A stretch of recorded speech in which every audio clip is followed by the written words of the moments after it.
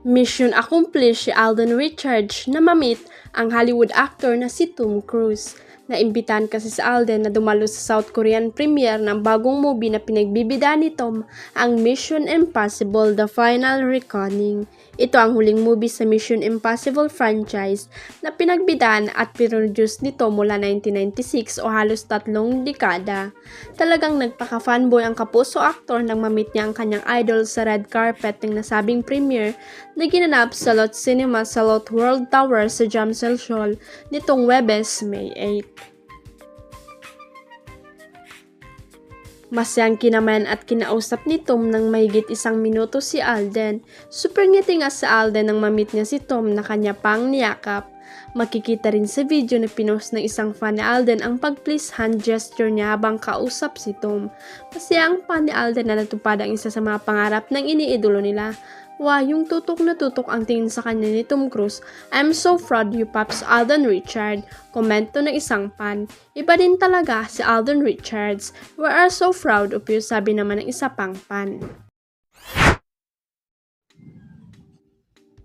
Nagsigawan at kilig-kiligan ang fans nang lumabas si Daniel Padilla sa Grand Manor Hotel sa Tacloban City. Matagal-tagal ding naghintay ang mga fan kay Daniel pero deadma sila dahil alam nilang busy ito sa magapong pagtitaping ng Incognito.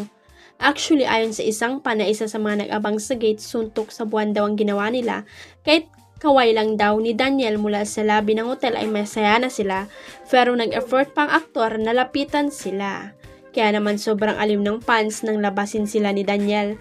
May bonus pa dahil hindi lang ang idolo ng aktor ang lumapit at nakipagbanding sa kanila dahil maging si Ian Veneracion, Kayla Estrada at Maris Racal ay nasipaglabasan sa hotel after nilang mag-dinner para magpasalamat ng personal sa avid viewers ng kanilang action-packed series.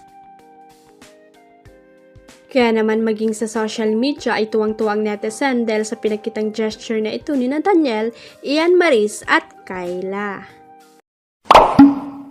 Huwag kalimutang i-click ang subscribe button at i-ring ang notification bell para sa latest at legit chika updates.